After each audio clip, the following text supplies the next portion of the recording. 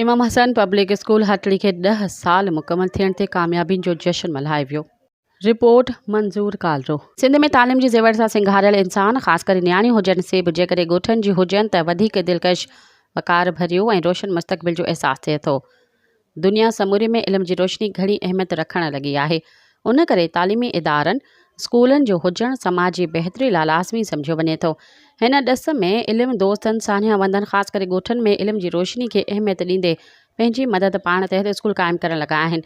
इन्हनि मां हिकु स्कूल प्रोफेसर डॉक्टर फरमान अली शाह ऐं संदसि अज़ीज़नि जे वतन सां हुबल तोड़े इल्म जी चमकाट जी ज़रूरतुनि खे मद्देनज़र रखंदे ॾूराहां वसंदीअ में इमाम हसन पब्लिक स्कूल शेख मोरी हटड़ी ज़िले हैदराबाद में अॼु खां 10 साल अॻु क़ाइमु करे हिकु शानदार मिसाली वतन दोस्ती जो अमली सबूत पेश करे ॿियनि केतिरनि ई सरंदी वारनि खे ध्यानु ॾियारे छॾियो आहे।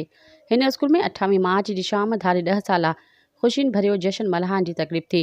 तक़रीब जे ख़ासि महिमान तालीमदान सैयद जवाहर नक़वी ऐं सिंध एजुकेशन जो सीनियर ऑफिसर अली मुर्तज़ा एज़ाज़ी महिमान हुआ, जंहिंमें उलमा दानिश्वर ऐं पसकिरदाई जी शख़्सियतुनि समेत शागिर्दनि जे वालिदैन अज़ीज़नि पारां भरपूर शिरकत रही।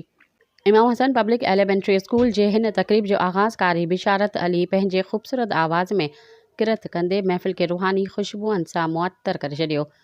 नबी बख्श उर्फ़ अंब शेख ख़िताब कंदे चयो त इमाम हसन पब्लिक स्कूल जे करे ॻोठ जे माहौल में वॾी तब्दीली अचण सां ख़ैर बरकत भरी शुरूआत थी चुकी आहे, जंहिं लाइ असां स्कूल इंतिज़ामिया जा शुक्रगुज़ार आहियूं, जिन हितां जे ऊंधाए में मुफ़्त तालीम जो सिलसिलो शुरू करे इल्मी जागरता पैदा कई आहे। बाद में सिंध एजुकेशन फाउंडेशन जे सीनियर ऑफिसर अली मुर्तज़ा साहिब ख़िताब फरमायो।